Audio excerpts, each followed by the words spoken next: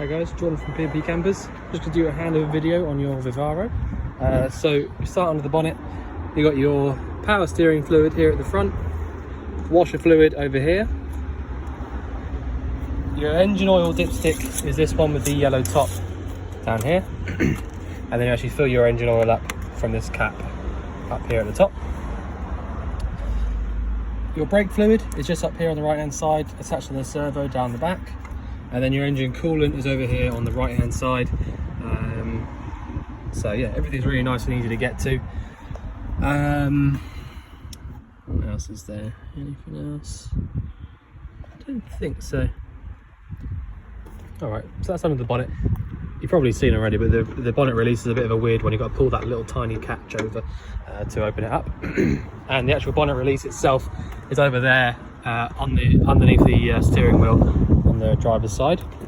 Your diesel is here, so you fill that up by taking this cap out, and you fill your gas up from this little cap underneath. So that's when you're at your petrol station, you go to your LPG filling point. So that's both in there, so quite neat in there, rather than taking up space on the outside of the van for an inlet. On the other side of the van, you've got a few bits. You've got your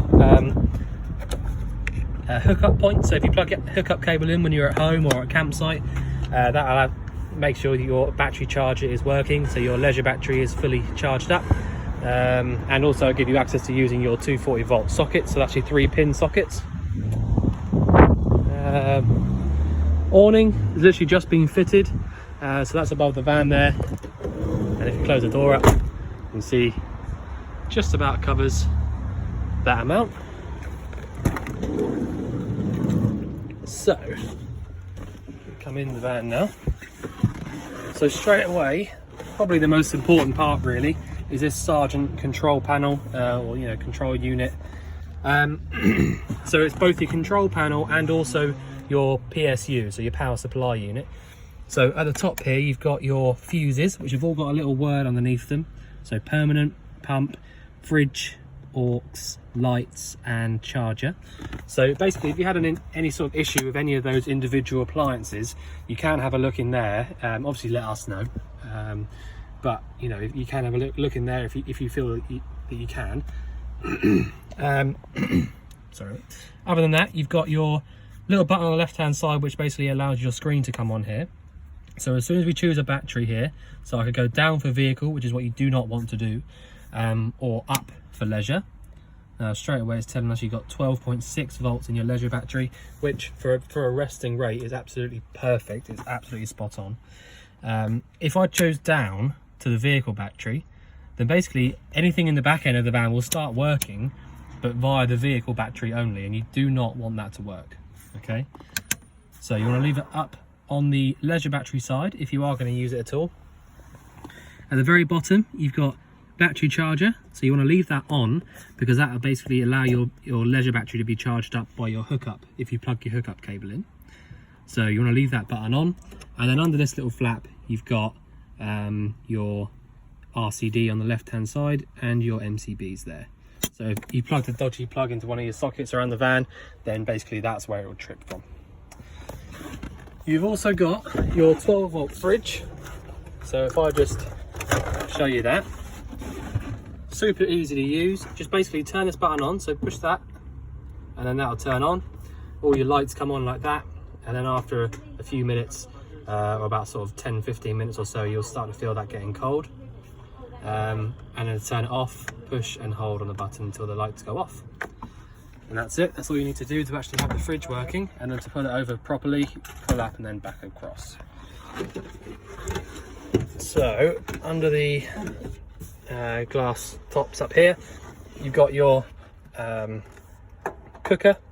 So you've got a 2-burner hob with a piezo ignition. So basically you push that button down and that'll make a little spark.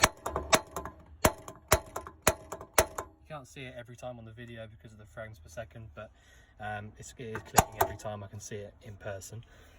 So basically you just push down on here like any household gas cooker, push down and around, and that'll allow the gas to come through. And then whilst you're doing that, push your igniter down a few times until it lights, and then you've got a little prong of metal at the back there, which is called a thermocouple, or flame failure device is another way of calling it. And what that does is basically when your flame is lit, the thermocouple notices that there's hot gas coming through or burning gas coming through, and if the flame goes out, thermocouple will notice and it will stop lots of excess gas coming into your van unburnt. So it essentially notices when the flame goes out, whether it's, you know, someone blowing it out or the wind or whatever, it will stop any excess gas from coming out after about sort of 10-15 seconds, which is better than nothing if you think about it. So you've also got your sink just here. So all you need to do to actually have that working is lift the button up there. Alright, so that's working exactly how it should. You've got what's called a submersible water pump. So under here you've got your 2 water tanks, fresh tank being on the left hand side, waste being on the right. I did notice that it has actually been rerouted to go straight out under the floor, which is absolutely fine, unless you are on a campsite where somebody says that you have to have your wastewater going into a tank, which in that case all you need to do is actually pull this little black pipe there and just pop it in the top of the waste tank. So, you know, it's really easy to swap over, but somebody's just basically had it so it just goes out onto the floor at the moment. Let me just close the door up, it's just started to rain. Right, so yeah, so that's your fresh on your left hand side, waste on the right. So yeah, that's pretty simple. And like I was saying, your water pump is submersible, so it actually sits inside this tank, and literally they're so good because they don't work under any real pressure. So basically what that means is that if you were going to get a leak at some point, it would be from one with a pressurized pump. You shouldn't really find any leaks whatsoever at any point with a submersible pump, because it only works when you pull the actual tap. It doesn't work on pressure. It literally uses 12-volt power to draw the water through with an actual turbine. So some people prefer them. I do personally. You know, they're just much easier to work on. If it goes wrong, you know, it'd take 2 minutes to swap it out. So yeah, that's nice and easy. You've got your Propex Heating, which is up here. So turn it once to the right there and you'll just get the fan on its own. So you hear already blowing, just cool air happening now. And if I turn it one more to the right and then turn this all the way up, because obviously it's really quite hot in here, then your Propex heater will light up on gas after about 10-15 seconds or so, and basically you just start getting hot air coming through. So, you know, this is basically just a temperature dial at the bottom. But yeah, really easy. Yeah, so once below that, you got 2 sets of lights. So the button on the right hand side does the spot lamps around the van, and the button on the left just does this strip lamp underneath the sides there.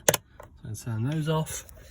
As for actually in the cab itself, you've got, sorry for the shakiness, you've got a 6-speed manual gearbox. So reverse is by lifting up the little button on the back and then over and up to the left hand side.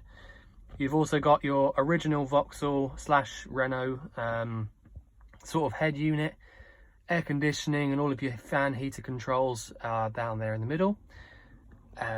Hazard lights are just there to the left of the gear stick, and a couple of nice cup holders dotted about as well. Indicators and lights are on the left hand stalk, washers and wipers are on the right. And yeah, you've got electric adjusting mirrors, so that's just there on the right hand door there. Yeah, so if you're going to actually finish up in the van and you want to get out and, you know, leave it for a few days or however long, literally all you need to do is just go across here, turn these off, pop this little rocker switch back into the middle, and then just turn your screen switch off there as well. Make sure that your fridge is switched off with the lights not on like that, and it's closed over. You can, if you want to, you can leave it in its vent position, which is there. See, so if I just push it like that, that is in like a bit of a vent position.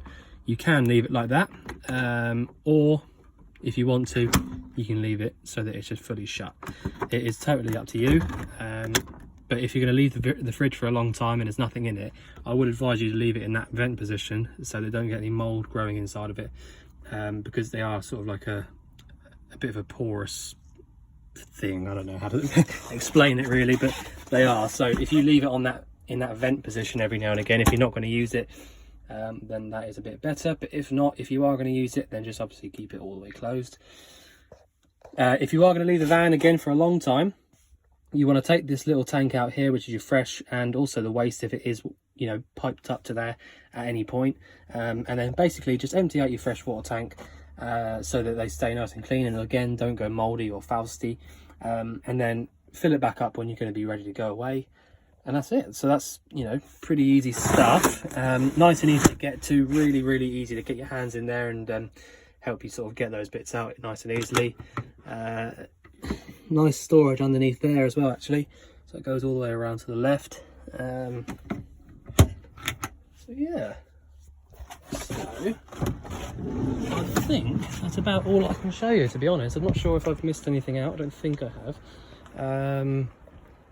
But yeah, so I know that you've actually got your van already, so I would normally say we look forward to seeing you soon to collect it, but yeah, we look forward to hearing from you soon.